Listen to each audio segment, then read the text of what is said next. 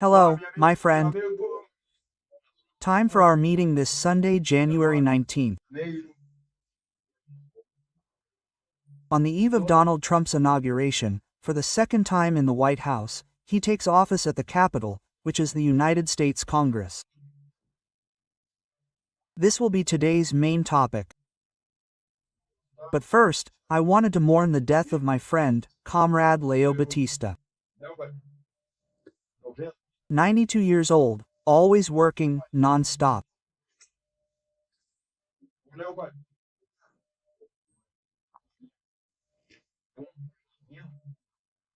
Leo Batista, after that savings freeze during the Color administration, on the first day, by Color Iselia Cardozo de Mello, told me I think it was his brother-in-law, my relative, who has a pottery shop, if it breaks, and he takes his own life because of it, because of this story.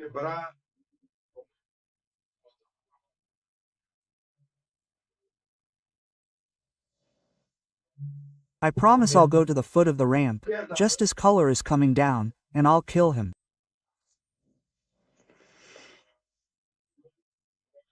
It's also his birthday. It was in 1982 that Elis Regina died. For me, she's one of the greatest singers in Brazil, Elis Maria. Well, Elise was a girl, and my father introduced her on the Sunday morning talk show on Lajado Independent Radio. She was already a thing. She was part of the Clube do Guerrillo Kids Club, in Porto Alegre, Elis Regina, one of the greatest singers.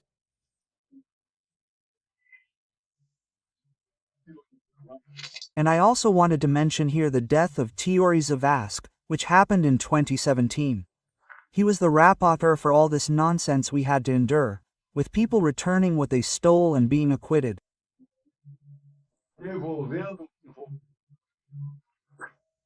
Incredible. There in Paradivo, the plane was landing. Before reaching the runway, it hit the water, and Supreme Court Justice Teori Vascru. Only in Brazil do things like this. We've already surpassed 2,900. We've already surpassed 2,910, heading towards 3 million. Join us. We'll reach 3 million soon. Don't forget to subscribe and leave your like or dislike at the end.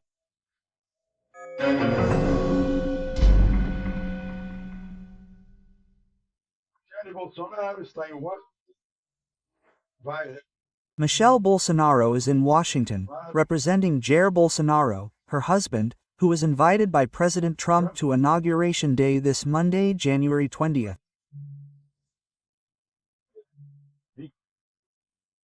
It's going to be a very cold day in Washington. When Michelle boarded the plane in Brasilia, she was already looking very elegant. I imagine her there in winter clothes. I keep wondering, I don't know if that will happen.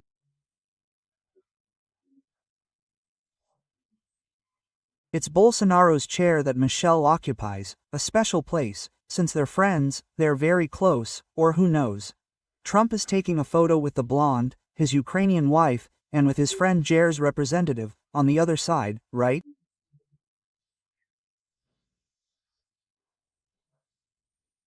Yeah, it was definitely true. I won't say it was a shot in the foot, as people are saying. There wasn't much of a way out, either way. Yeah, intermuros, muris et gluteos, between a rock and a hard place. Minister Moraes projected the fact that Bolsonaro won't be attending, and with that, he projected Michelle. The New York Times gave a full page on Bolsonaro on the 17th. The Washington Post also gave worldwide press, right? It seems like Bolsonaro's absence was more news than his presence, which would have been normal.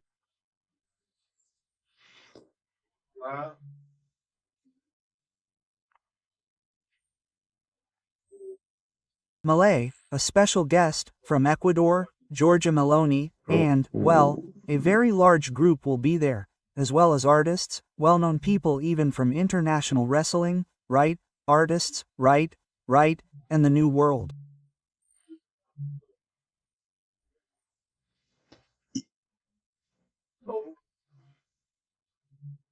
The new era will feature the TikTok bosses. I'll talk about that later. The head of China's TikTok will be there. Hey, from X's Target, who is now part of the government, from OpenAI, from Google, Apple, Amazon, right? Plus foreign ministers from important countries like India and Japan.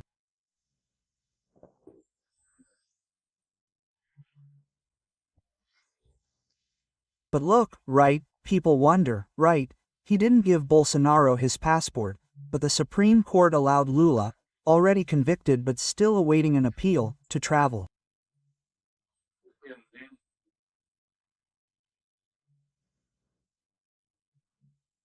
Yes, it did, but everyone knows they're ruling differently, as was the case during the election campaign. One side had everything, the other side had nothing. But Bolsonaro himself went to Malay's inauguration, came back, there was no problem, right? Yeah, but anyway, they didn't let him, they made propaganda, right? I remember when I was covering the Planalto Palace and I talked a lot with.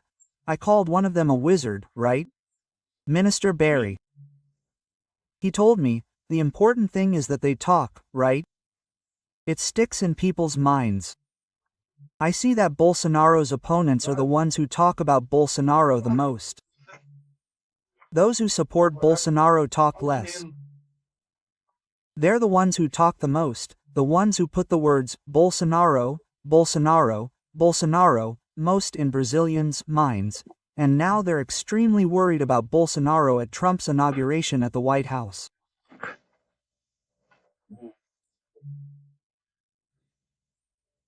The good thing, if you want to look in the New York Times, page 9, in the front section, Section A, from January 17th, a full page about Bolsonaro, right?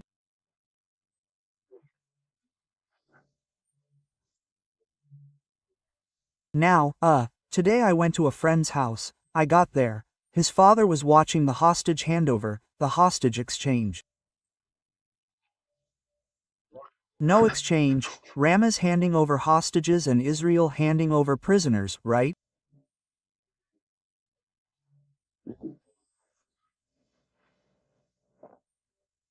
Well, just look at the same thing that happened on the eve of Trump, on the eve of Reen, right?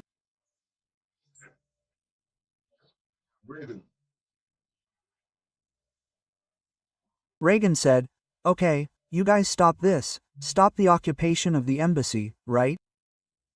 You'll see tomorrow, the day before, they handed it over. Just have a forceful presence. Force isn't meant to be applied, it's meant to exercise force without needing to apply it. The weak are the ones who need to apply force, the strong don't. Just show you have strength. That's the power of deterrence, right? Many who defend the nuclear bomb use this argument. Just having the nuclear bomb is enough to have the peace of mind of not being attacked.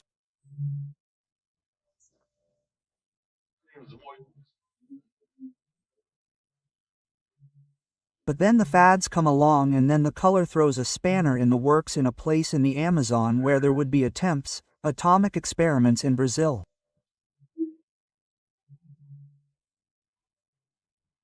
It was cut off. Today we don't have this as a weapon of defense. It's not exactly defense, it's a weapon of deterrence.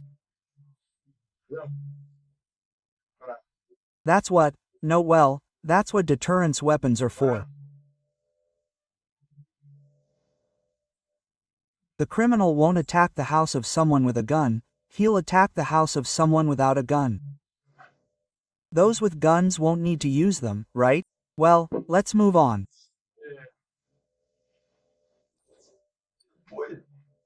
Hey, after the beauty of this hero of the Brazilian people, Nicholas, he's up there, guys, how can he pass a receipt for stupidity?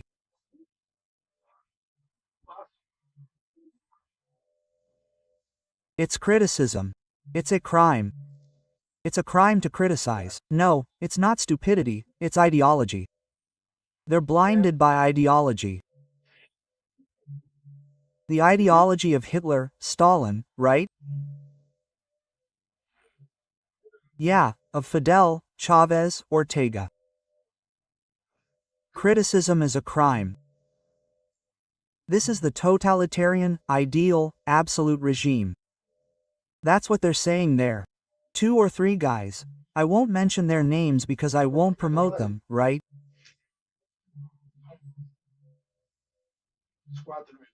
They're going to sue Nicholas for those 4 minutes he used to debunk the attempt to classify millions of informal workers who survive thanks to informality.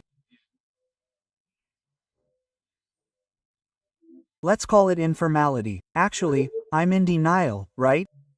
But they're poor. So, folks, the social policy of many, many people, right? We don't have to close our eyes, because survival is survival to take care of families. It's a kind of charity that the state should do and turn a blind eye to. Stop the tax evasion of millions of informal workers who survive on this, to put their children in school, to support their families, to feed their families, right? Yeah, these are people who earn little, right? Yeah, they want to charge me with them. And then Nicholas came to their defense. This is a crime. And they call criticism fake news. And I've already told you, right, that it's not a lie, it's fake news to say it's modern communication. It's social media, it's democracy. Social media is synonymous with democracy, because it gave everyone a voice. Thanks to this, everyone has a voice. Now put your voice on social media, it can reach Azerbaijan from here in Brazil, from the interior of Bahia.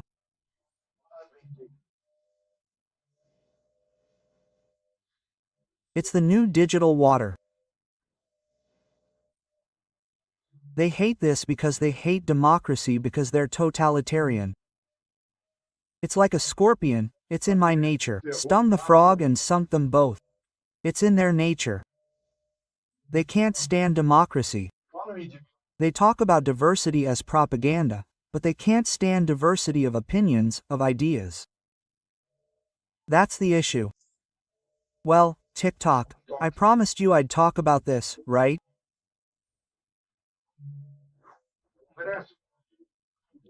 The thing is, the United States Congress, with Republican and Democratic votes, by a large majority, decided that TikTok, look, is dangerous because they're spying on the United States, employees who own TikTok, government companies that are enabling the Chinese Communist Party to conduct espionage.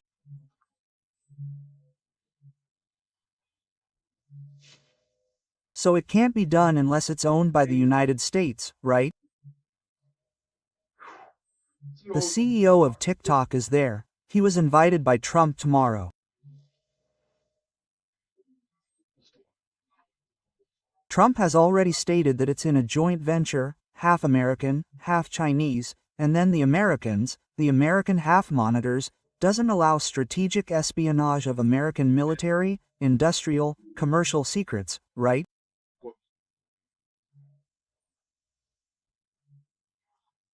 So that's the issue that's being resolved now by TikTok. And just to finish, Brazil is presiding over BRICS, right? Brazil, Russia, India, China, and South Africa, right? Now they're admitting Cuba. How wonderful, as long as Brazil is a partner, Cuba, Bolivia, Uganda. And then we realize that it's a political front against the West, against the United States, which is the leader of the West.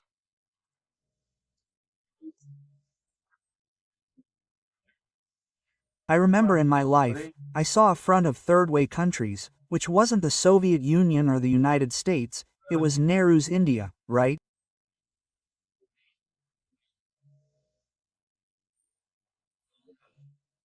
Turkey, Egypt, Nash's, they were third world forces, but it wasn't meant to be against one or the other, it was meant to show that they exist.